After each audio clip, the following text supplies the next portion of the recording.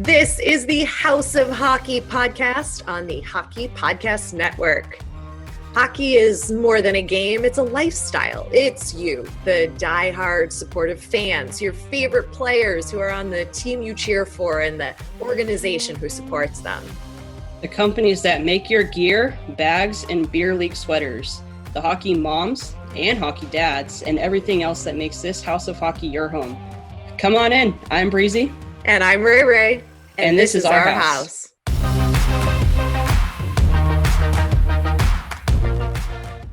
Welcome to another episode of the House of Hockey podcast. This is episode 20. I'm your girl, Rae Rae. And I'm Breezy.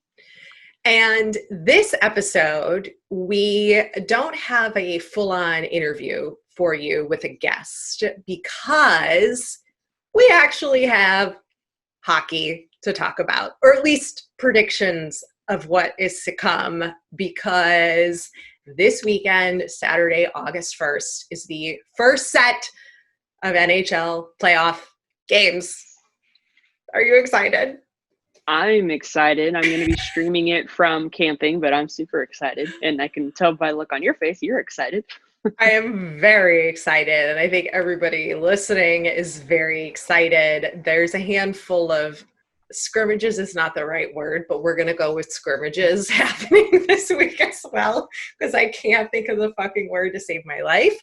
But the games that really matter are happening on Saturday.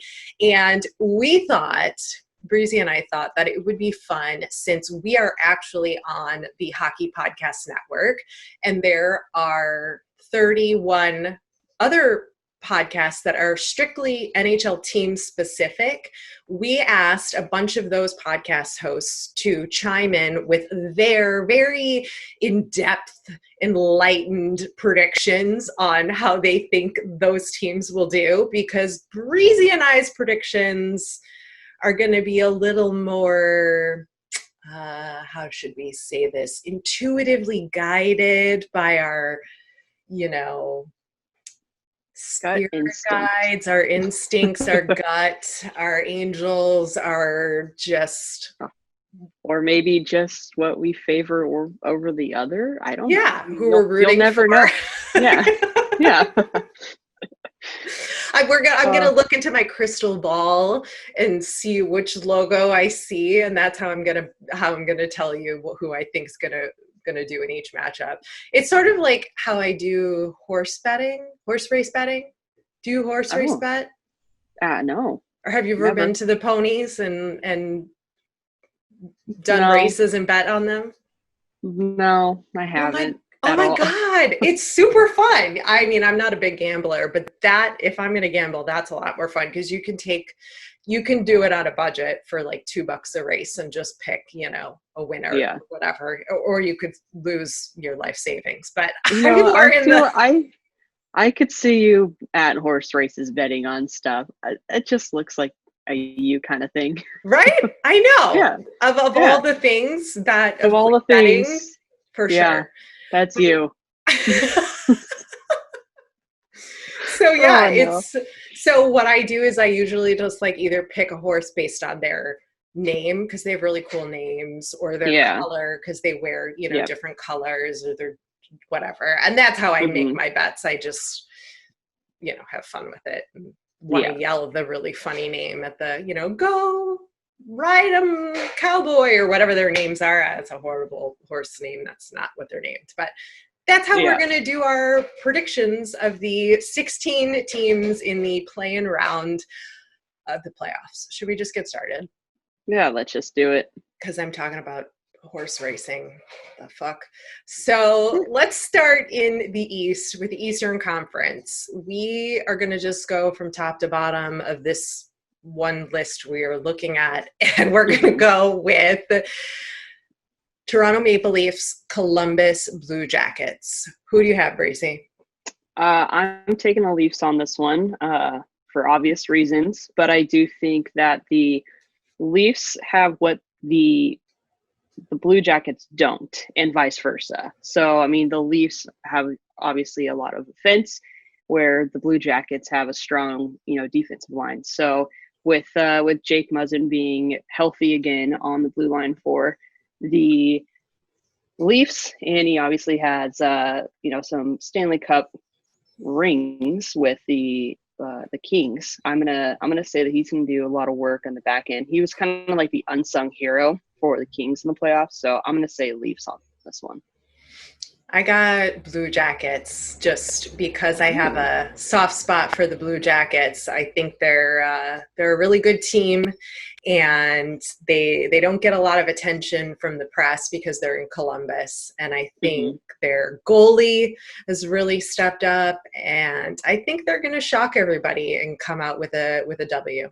Let's bring it over to the host of the Blue Jackets one to see what he says. Hey, this is Frank with the Shoot Ones Podcast, the hockey podcast network about the Columbus Blue Jackets. So, what you need to know about the Blue Jackets and Maple Leaf series are just a few simple things. I know a lot of people are talking about the Maple Leafs offense and their speed and all that. Remember this, folks. The Blue Jackets this year had the same amount of points as the Maple Leafs. The Blue Jackets actually did slightly better in expected goals for at 5-on-5 as a percentage over the course of the season. On top of that, the Blue Jackets led the league in having 419 man games lost. There were nights they were rolling a team out there that would not have met the veteran rule for a preseason game. That's what you need to know about the Blue Jackets. The Blue Jackets in many ways have some of the most underrated players in the game. Pierre-Luc Dubois is a budding star. Oliver Bjorkstrand is probably almost scientifically at this point the most underrated player in the NHL. So if you're looking into these series and saying, hey, I want somebody to beat the Maple Leafs, which I've either got people saying, yeah, the Maple Leafs are going to win it all, or people who are just waiting for somebody to beat the Maple Leafs. The Blue Jackets have a great chance at it. If I'm giving you my prediction on it, Blue Jackets in 4. The Maple Leafs will win either Game 1 or Game 2 in a rout. They'll have some game where they put up 6 or 7 goals or something crazy, and it looks like the Blue Jackets are done for. But they're going to lock it down, and Jackets in 4. Let's bring it down to the Penguins and the Habs. What do you got? I have the Penguins because that's just all I got. That's all you got. Yeah, see, I'm kind of torn on this one because I don't really care for either team. I feel like I want to say the Habs just because the Penguins have been freaking there recently, but I just don't think the Habs really had it in them, but I'll say the Habs. It would be nice for Price to get a cup with the Habs, but I don't know if that's going to happen. But let's toss it over to one of our podcast host experts for his opinion.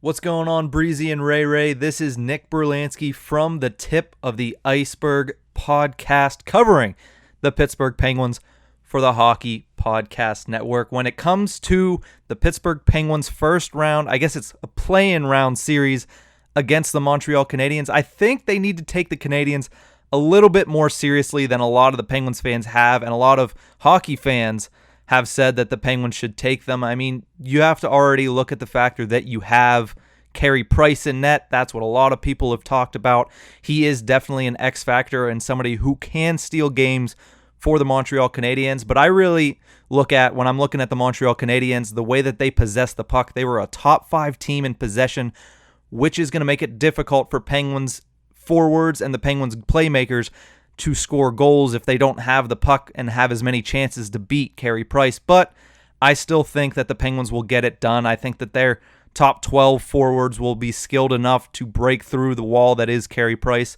I think Evgeny Malkin's going to have a big series. And I think the Penguins' fourth line of Bluger, Aston, Reese, and Tanev is going to have a really good series against the Montreal Canadiens. So my official play-in series prediction is Pittsburgh Penguins in 5 games. Up next, we have the New York Islanders and the Carolina Panthers. I think this will go to 5 games. I think this is going to be pretty well matched. And I think the Islanders are going to take it just based on their last few years of playoff that they've had and the coaching. I mean, obviously the coaching in Florida is stellar. Coach Q, my boy, but I don't think Q has the players to do it with Florida just yet. Yeah, I have to agree with you on this one. I think that the Islanders are going to take it. Again, coaching, I think there's experience there, so I'm going to say Islanders. Toss it over to one of our podcast host experts for his opinion. It's TJ and the grumpy old man from the Never Say Die podcast covering the New York Islanders. Now, grumpy old man, how do you think the Islanders are going to fare in the first round of the playoffs against the Florida Panthers? Well, I think that teams that play a solid defensive style are going to probably be the ones that are going to perform well early on. So I'm picking the New York Islanders. I agree, Grumpy. I think the New York Islanders probably fare pretty well in this matchup against the Florida Panthers. It's not like we're going to see any very high-scoring affairs, I feel like, especially with the offensive woes that the Islanders have faced. But they've got some key parts of their team and organization back healthy and ready for this playoff push. Yeah. Adam Pelech is back, and that really solidifies their back end. Casey Zizekas is ready to go. Cal Clutterbuck, good or bad, is also going to be ready to go 100%. And I know that Florida was having some woes before the break also, but I just think we match up against them. Hopefully. I'm rooting for Thomas Greiss in goal. He's always played well against Florida, but Bobrovsky's always played well against us. So it's going to really be an interesting matchup. But I'm going with the Islanders. Yeah, I'm going to stick with the Islanders too. It's interesting you mentioned that. Obviously, I think the biggest kryptonite to a hot team is a even hotter goalie. So whether Varlamov or Greiss can get hot, I think that spells trouble for whoever faces the Islanders. But I am picking the Islanders over the Florida Panthers in this matchup. Yeah, and we're going to have Matt Barzal really step up, I think, in the first round for certain.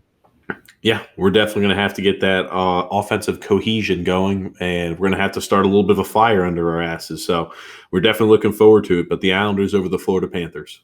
Go Islanders. So now we are down to the Hurricanes versus the Rangers. This is a good one. What are you thinking?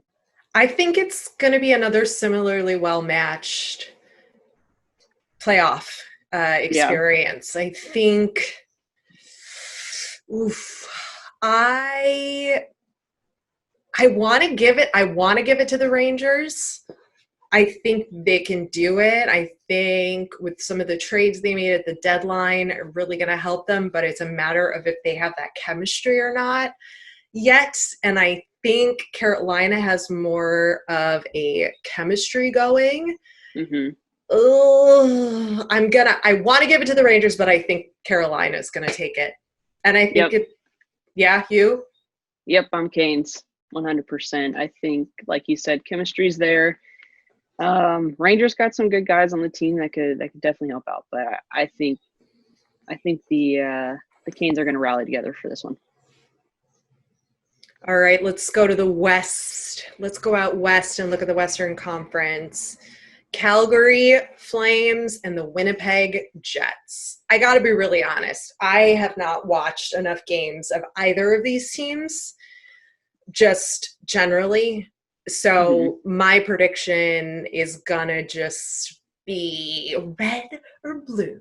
So I'm going to make my prediction on this team. I'm going with, blue/white. I'm going to go with the Winnipeg because I just like their fans. They like do that white out, and that's how I'm horse race picking this winner. What about you? Horse race picking that winner. I think I said it a few weeks ago. I think that the Flames have it in them to go pretty far. Obviously, they are the number one seed, right, in that area. Whatever. But I think the Flames are probably going to take this one over the Jets, which is very surprising because the Jets are super talented. Not to say that the Flames aren't, but the Jets just, gosh, they're so freaking good. So I'm saying Calgary. I don't even need to ask you this one. This is just, oh, jeez. Oilers or Blackhawks? I think you're taking Oilers. I think you're going to surprise everyone and say that the Oilers are going to take it. You're not saying no. I'm really concerned. And I think I'm going to go with what I said last week, which was I'm going to go into this expecting the Blackhawks to lose to the Oilers because of the goaltending situation. Mm-hmm. I'm just going to go with that. And I want the Blackhawks to win. I'm wearing my Blackhawks shirt for Christ's sake. I'm a Blackhawks fan, but I don't want to be disappointed. And so I'm picking the Oilers just because of that. Even though that makes me want to throw up in my mouth. I retract that statement. I cannot do that. I have to pick the Blackhawks. Oh my gosh. I can't. I have to pick the Blackhawks. I'm picking the Blackhawks, so but I'm expecting us to lose. That's how I do it. You know what? That is a true fan right there. Yeah, true I can't. fan. I almost threw up in my mouth when I said that, Oilers. Who you got, Breezy?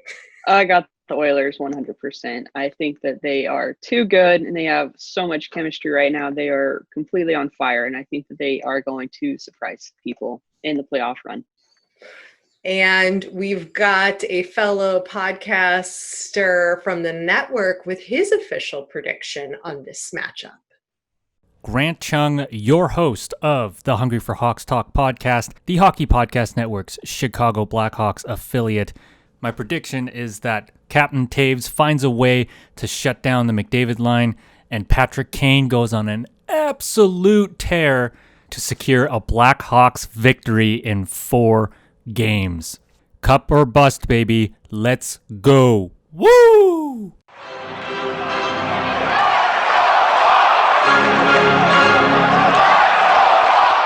We've got the next matchup with the Vancouver Canucks and the Minnesota Wild. I'm going Canucks for sure. They have been playing amazing all season. I've seen a handful of their games. They got a bunch of former Kings players, right, Breezy, or one or two. They've just picked up Tyler Toffoli, not too long ago, and Tyler obviously is a huge asset to any team, especially when he is paired up with his little brother, Tanner Pearson. So the two of them together, dynamic duo, they're gonna destroy. I think it's gonna be really good. Oh yeah, and the Wild, who's even on that team anymore? I mean, they got a full team. Let's. Well, yeah, but like they don't have like a whole. Who's their star player now? You know. I mean, they still have Ryan Suter, right? I mean, he's a little bit older though.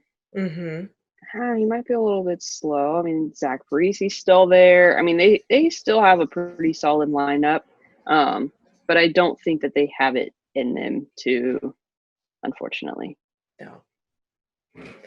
And finally, you tee up the last matchup in the Western Conference. Oh, this one is a tricky one. I am like you. I don't know what my expectation should be, but I'm confident that the boys can do it. The Nashville Predators versus the Arizona Coyotes, who are on fire, completely surprised every single person, I think. It's going to be an intense, tough matchup. And I think that although the Coyotes are phenomenal and doing so well, I think my Preds with my Norris Trophy nominated Roman Josi can really get some work done. And I know they're excited to play. So I think the Preds are going to take this one. I'm sorry, Breeze, but I got to go with the Yotes here. I got to go with the Yotes, not because I want to go against you, but I think they're just so good. They're so good. They've got that something special, and with Kessel and the timing, I think the Yotes might surprise everybody here, or they'll or they'll just suck it up. But I think the first game, obviously those are the only two options, but I think the first game of this series, if the Yotes come out strong and working together, they have a chance to go really far in the playoffs. But if they don't and they come out weak, Nashville's going to take it all the way. Yeah. In this series for sure. You know, I have to agree with you. If they weren't playing the Preds, I would be saying exactly what you're saying. But they're playing the Preds, so I gotta stick with the boys. I gotta stick with Roman. He can hear me. Yes. I think he listens. I think he knows you're a really big fan. Yeah, I think he does too. Let's just go with that. So those are our predictions, some based on stats and facts, some based on color, some based on experts from from the Hockey Podcast Network. Either way, we have hockey to watch. And Saturday and Sunday, like that's, I think, what I'll be doing. I will be sitting in front of the television watching hockey. And that's what you should be doing. Yeah. Eating a lobster roll. You know it. What are you going to be eating at your campsite? Oh, geez. Do you bring like all your meat stuff and do you smoke it and do all your good stuff? Yeah, well, I'm going to be where it's dry camping, so we're not going to be hooked up to any electricity, water, anything like that. So kind of off the grid, but because that's the campsite. I mean, but you're beachfront, like you'd like rock down some rocks and you're on the beach. But does that mean you have to poop in the woods? No, we have a toilet. Oh, okay. You just can't can't really like take a shower. You just like have to be like a quick little shower. Okay. If you're like washing your hands, you got to like beep, beep. That's about it. So don't waste the water. Good. Right. Yeah. So I am going to bring my portable smoker. It's called a Scout, my Traeger Scout.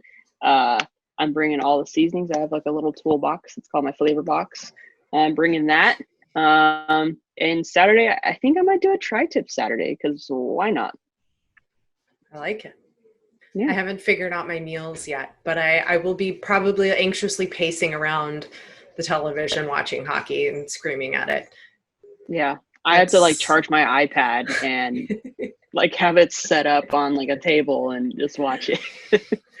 I'm very excited. You know, I really hope so. I'm not an NBA fan, obviously, but I read sporting news, headlines and stuff. And I can't tell you the name of the player, but there's an NBA player who is doing a recording inside the hub because the NBA is doing like the bubble too, like how we're like the NHL is going to be doing like the hub bubble where only the people are allowed in there. And he's been vlogging like the whole experience, his experience from his point of view and like recording with a camera. And it was a little boring, but also a little interesting because they're the only people who can actually give us an inside look into what's happening. Right. Mm-hmm. And I really hope we get some of that from the NHL as far as that, like maybe the league picking one or two players that can, do some recording of just like getting up in the bedroom and, going down to breakfast and, people in the masks and going to practice. Yeah. But I feel like you have to have the right personality for that. Cause I mean, if you have like a Connor McDavid doing that, he's just gonna be like, what's up guys? I'm sorry. Did you say I fell asleep when you said Connor McDavid? Oh, I like him. Yeah, it's just personality-wise. They need Alex Killorn to do it because I saw he was posting something that, of course, the dogs are barking because the FedEx man is here. But I think he would be really great at it. He's got a great personality. He's got a great relationship with all the boys on the Lightning, and I think that would be interesting to see. Yeah. And he's kind of funny. Who else? Yeah, you definitely have to get the right personality in there. Oh yeah, I'm looking at the list here. Just who are some of the other players? I mean, Max, you could go with Max the top Domi 4. would be good. Yeah, Max Domi would be really good. Yeah. I think anybody from the Golden Knights would be good. I Absolutely. mean, pick a Anybody personality. Yeah. Yeah. Um, Who would you pick from the Hawks? from Can't the do Captain Hawks? Serious. No, and Kane's really serious too. Yeah. I would pick. I Gosh, feel like none Duncan of them. Keith would be pretty good because Yeah. he's so like. That would probably be funny. I think, yeah, I would go with Keith because he would be sort of like, I just imagine him being a little like, how does this thing work? Like, what's up? Yeah. Like, you know what I mean? Yeah, Like a yeah, little exactly. kind of like hitting the wrong button or have it the wrong way kind of Yeah. thing. But maybe I'm not giving him enough credit, but he's not that old. But I sort of envision him just kind of like, what is this shit kind of thing, you know? Yeah, exactly. Oh, Not that's really funny. like Killorn who's like got it down pat, you know, but I Yeah. think Keith would be funny with that. And I think Pasta would be funny if he does end up playing. Mm-hmm. And I love his accent. He's so funny. Yeah, he is. I funny. think if Ovechkin would do it, I don't think he would do it, but if he Yeah. did, I think that would be pretty freaking Yeah. funny to see him Yeah. with the camera and like I imagine him with it like, you know, unflattering angle sort Yeah. of kind of like that. Yeah. Yeah, and I think Jordan Bennington should do it if just because he's so sarcastic and kind of just like you're just like, gosh, why do I freaking like you? You're such a freaking donkey. Yep. Yeah. Yeah, I think so. Yeah. Do you think McKinnon would do it? I think McKinnon's got a little bit of a personality. Yeah, I think he Yes. does too. I think he would probably be maybe not the best one, but I think he would be a good representation to Mhm. do it for the Avs. Yeah. That's for sure. And then I think you just got to give it to Segs to do Dallas because why Yeah. not? Just why not? Yeah, I don't know if he'd be as entertaining, but he's sure pretty to look at. I just feel like he would just get the eyeballs. I mean, that's Yeah. growing your social account. That's good marketing right there. You just got to go with what's going to be good for the brand. So Yeah. And you But know then the that's Stars me. aren't going to do that because they don't do any of that. no, they don't They do stay nothing. so far away from it. They don't even engage with the fans on their Mm-mm. socials. So we know they're not Nope. going to do shit, even though they should. They should be Watch. marketing the hell out And of they come out and they do like the most of everybody. them. I would laugh. I would laugh. I really would. I would too, but they're not going to do anything. Not that No. ownership. No way, Jose. No. No way, Jose. Anyway, those are our dreams of what would happen. I think And we didn't do Philly. Kevin Hayes. Philly. Kevin Hazy. Hayes. Gotta do it. Just gotta Yes. Bring the fire, Hazy. Come on. do it. Yep. He's so funny. He is funny. And Sonk. Keith Yandel. We got to get Yandel to do it. Yandel yeah. would do it, wouldn't he? Yeah, that'd be good. Yeah, absolutely. I would think so. Yeah. I think so. Yans. They're so good. Anyway, that would be fun, but I don't think we're going to get any of that, unfortunately, because we know how the NHL is. They're pretty, A little jaws uptight. lacked around. That's not the right Mhm. phrase. Why do I even try to do this? Just, We know we can't do those. I know. We suck. They've We got absolutely their suck. shack. No, that's not the right word. They've got, Lockdown. Them on lockdown. yeah, they keep the There you go. players like close to the chest. Tight-lipped. Tight-lipped. There we go. Tight-lipped. There we go. I got you. That's you. it. That's what teammates are for. High five. Yes. Think. Anyway, everybody enjoy hockey this weekend and the next week and the next week and the next week and the next week. And we'll actually be able to talk some real hockey. Yeah, we'll have some Next. interesting episodes coming up. Yeah. And we don't know what's going to happen yet, but we'll figure it out and we'll make sure it's interesting. Hell yeah.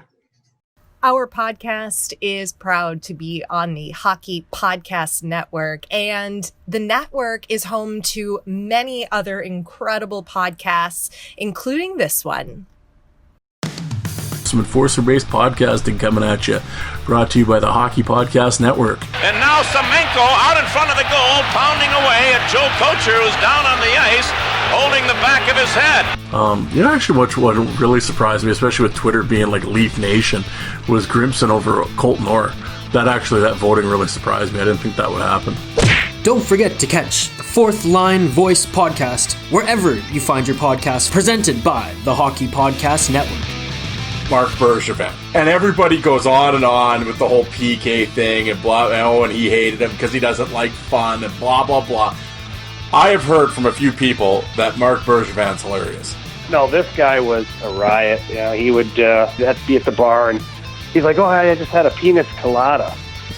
And the girls would like give a double take and be like, what? He's like, yeah, I had the penis colada, it's not bad, Enforcer-based podcasting wherever you get podcasts from.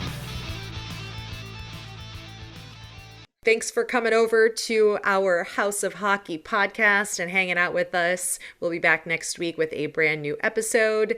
And in the meantime, you can follow us on social media. Just look for House of Hockey podcast. We'll be back next week.